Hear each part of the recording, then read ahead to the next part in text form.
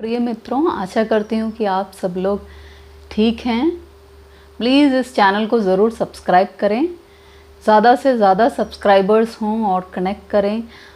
आइए हम सब के लिए प्रार्थना करें कि सब लोग जो यीशु मसीह को नहीं जानते, जो प्रभु के पास, प्रभु के साथ एक पर्सनल रिलेशनशिप में जीना चाहते हैं, सब के जीवन में प्रभु कार्य करें।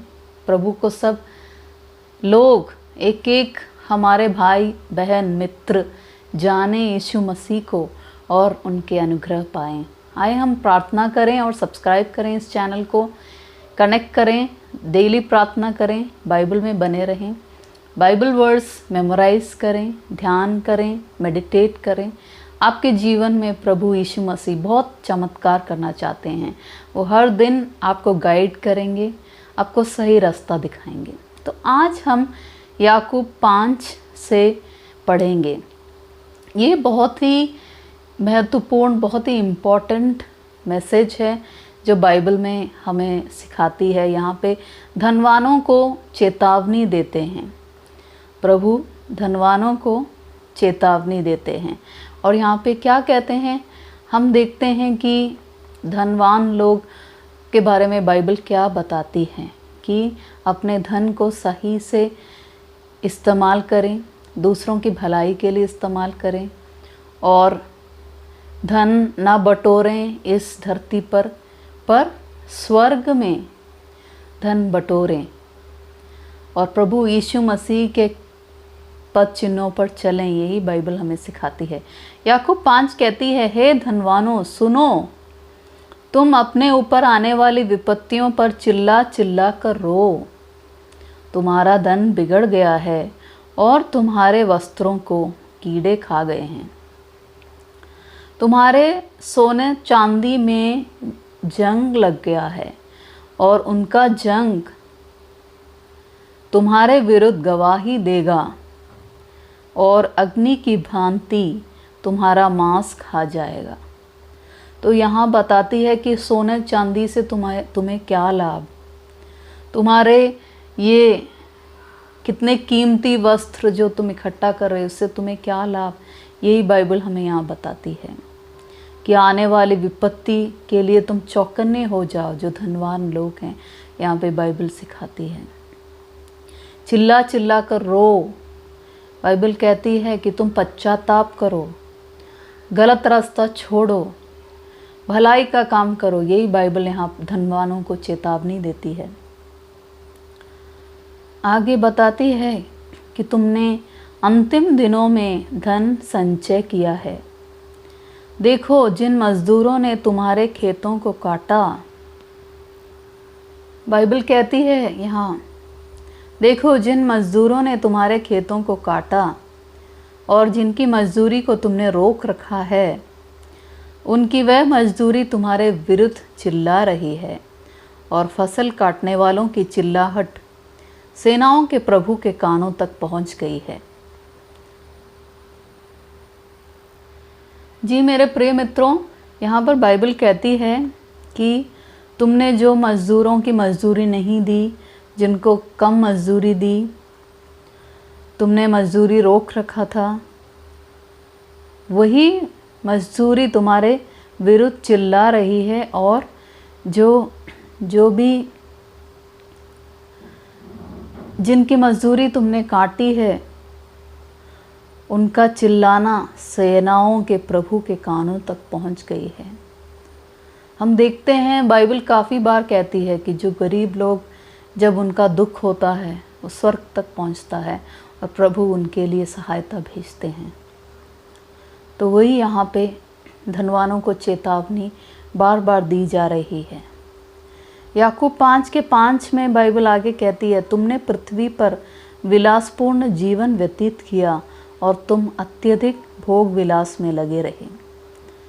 यहाँ पर कहती है कि तुमने एक लग्जरी लाइफ जिया है, जीवन व्यतीत किया है और अत्यधिक अपने इच्छा के लिए, अपने सेल्फिश, अपनी इच्छाओं को पूरी करने के लिए खर्चा किया है। काफ़ी हम देखते हैं कि आजकल क्या हो रहा है, धनी लोग अपने व्यवसाय के लिए, बिज़नेस की बढ़ोतरी के लिए और बड़े बड़े घर लेने के लिए, बड़ी बड़ी कीमती गाड़ियाँ लेने के लिए कितना खर्चा करते हैं। और काफ़ी हम देखते हैं कितने गरीब लोग जिनके पास काम नहीं है, जिनके पास एक वक्त की रोटी के लिए रोते हैं। काफ़ी बच्चे, उनको सही एजुकेशन नहीं है, वो पाठशाला नहीं जाते, स्कूल जाने के लिए उनके पास रास्ता नहीं है। तो कितने लोग दुखी हैं। तो धनवानों को चेतावनी प्रभु दे रहे हैं कि जो हो सके तुम पश्चाताप करो, दूसरों की मदद करो, जितना हो सके अपने बुरे रास्ते, जो गलत कामों में तुम ध्यान लगा रहे हो वो गलत है, वो समझो और अपना रास्ता ठीक करो, दूसरों की भलाई करो। यही बाइबल हमें यहाँ पर सिखाती है।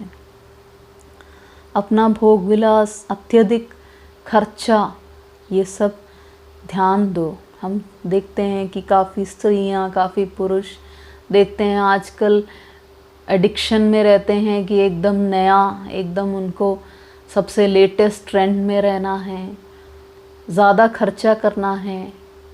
भोजन, खाना, पानी, सबसे कीमती चीज़ें उनके घर में होनी चाहिए। कितना खर्चा होता है। और काफ़ी लोग दुखी हैं, काफ़ी लोग लोन से परेशान हैं, लोन चुकाने के लिए वो मुश्किल में हैं। बाइबल सिखाती है कि इन जो मदद चाहते हैं उनकी सहायता करें। बाइबल कहती है, सिखाती है कि जो देगा उसको दिया जाएगा। और जो लोग पश्चाताप करके सही रास्ते में आएंगे, प्रभु उनको और ज़्यादा आशीष करेंगे। और भी कितने प्रभु के दास हैं, कितने मिनिस्ट्रीज़ हैं जो सफ़र कर रहे हैं, जो दूर गाँव में प्रभु यीशु मसीह का सुसमाचार सुना रहे हैं, काफ़ी कष्ट सहकर। तो प्रभु बताते हैं कि धनवान लोग उनको सपोर्ट करें, उनके हाथ में जो है, जो प्रभु ने दिया है, वो दूसरों उनकी सहायता, मिनिस्ट्रीज़ की सहायता में लगाएं, जिससे कि प्रभु यीशु मसीह का सुसमाचार ज़्यादा से ज़्यादा लोगों में अनुग्रह लाए और लोगों को जीवन में चमत्कार हो, चंगाइयाँ हो, विश्वास बढ़े। यही प्रभु हमें सिखाते हैं इस वचन में। ये वचन 5 कहती है, तुमने पृथ्वी पर विलासपूर्ण जीवन व्यतीत किया और तुम अत्यधिक भोग विलास में लगे रहे। तुमने अपने हृदय को पाल पोस कर वध के दिन के लिए मोटा ताज़ा किया है। कितनी बड़ी चेतावनी है कि जैसे मृगों को पाल पोस कर वध के दिन के लिए मोटा ताज़ा करते हैं, वैसे ही तुम्हारी गति है। तो तुम चौकन्ने हो जाओ, तुम अपना रास्ता बदलो। यही धनवानों को प्रभु यहाँ चेतावनी देते हैं। तुमने धर्मी मनुष्य को अपराधी ठहरा कर मार डाला। तुमने जो गलत काम किए हैं उनके लिए पश्चाताप करो। यही बाइबल कहती है, वह तुम्हारा प्रतिरोध नहीं करता। आगे बाइबल कहती है, इसलिए हे भाइयों, प्रभु के आगमन तक धैर्य रखो। धैर्य से हमें काम करना चाहिए। अगर हमने गलत किया है, प्रभु से क्षमा मांगें और फिर से एक नया जीवन चालू करें। देखो, कृषक भूमि की मूल्यवान उपज के लिए प्रथम और अंतिम वर्षा होने तक धैर्य बांधे ठहरा रहता है। कैसे कहती है वचन कि जैसे एक कृषि करने वाला भूमि की मूल्यवान उपज के लिए इंतज़ार करता है, प्रथम और अंतिम वर्षा के लिए वो धैर्य बांधे ठहरा रहता है, वैसे ही हमें भी धैर्य से काम लेना चाहिए, प्रभु का इंतज़ार करना चाहिए, प्रभु के सही वक्त के लिए हमें प्रार्थना करनी चाहिए। तुम भी धैर्य बांधे रहो, अपने हृदयों को दृढ़ करो, क्योंकि प्रभु का आगमन निकट है। प्रभु यीशु मसीह कभी भी उनका दूसरा आगमन होगा, उसके लिए तैयार रहें। यही बाइबल हमें यहाँ पर सिखाती है। भाइयों, एक दूसरे के प्रति दोष न लगाओ, जिससे कि तुम पर दोष न लगाया जाए। देखो न्यायी द्वार ही पर खड़ा है। यहाँ पर बताती है कि एक दूसरे से शांति बनाए रखो, एक दूसरे को दोष ना लगाओ, क्योंकि हम कौन हैं, हम नहीं जानते कि हम एक दूसरे को हमें क्षमा करनी चाहिए। यही बाइबल यहाँ पे सिखाती है। आगे हम देखते हैं 11वें वचन में, देखो धैर्य रखने वालों को हम धन्य समझते हैं। धैर्य रखने वालों को हम धन्य समझते हैं।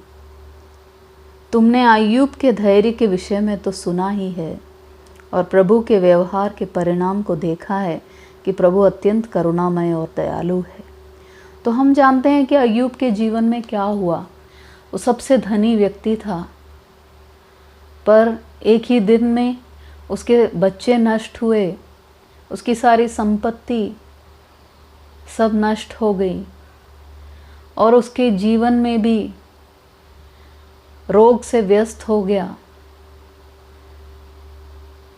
प्रभु ने उसके जीवन में परीक्षा लाए, पर तब भी अय्यूब ने हिम्मत नहीं हारी। अय्यूब ने प्रभु की स्तुति की, उसने प्रभु पर अपना विश्वास नहीं छोड़ा। धैर्य से, पूर्ण विश्वास से वो आगे बढ़ा। उसने प्रार्थना की। उसकी पत्नी ने भी बोला कि प्रभु को छोड़ दो, प्रभु को धिक्कारो, पर अय्यूब ने नीति का मार्ग पकड़े रखा। उसके दोस्तों ने भी अय्यूब से कहा कि तुमने कोई पाप ज़रूर किया होगा जिससे तुम्हारे जीवन में इतनी मुश्किलें, इतनी कठिनाई आई। पर अय्यूब जानते थे। अय्यूब ने कहा कि प्रभु ने दिया, प्रभु ने लिया, प्रभु का नाम ही धन्य हो मेरे जीवन में। आगे हम जानते हैं कि अय्यूब की इस धैर्य के कारण प्रभु ने क्या परिणाम दिया अय्यूब के जीवन में। अय्यूब के जीवन में प्रभु ने कहा कि अय्यूब अपने दोस्तों के लिए प्रार्थना करे। जब उसने अपने दोस्तों के लिए प्रार्थना किया, इंटरसेशन किया, तो प्रभु ने 2 गुना उसको अनुग्रहित किया। उसकी सारी संपत्ति उसे मिली, उसके बच्चे उसे मिले, और बाइबल कहती है कि उसका जीवन, बाद का जीवन पहले के जीवन से भी अधिक संतुष्ट हुआ। तो यही बाइबल हमें सिखाती है कि यहाँ पे कैसे धनवानों को चेतावनी देती है कि धन से हम दूसरों की मदद करें। अपने धन पर हम पूरी तरह से सही मात्रा में हम अपना धन आवश्यकता के अनुसार खर्चा करें और एक अच्छा जीवन व्यतीत करें। यही बाइबल हमें सिखाती है। आगे धैर्य रखें, प्रभु यीशु मसीह में बने रहें और दूसरों को सुसमाचार सुनाएं और सुसमाचार ज़्यादा से ज़्यादा लोगों तक पहुँचे। इसके लिए आइए हम प्रार्थना करें, देशों की चंगाई के लिए प्रार्थना करें। तो दोस्तों, प्रभु यीशु मसीह की जय हो। सब्सक्राइब ज़रूर करें, इस चैनल में बने रहें। जय मसीह की।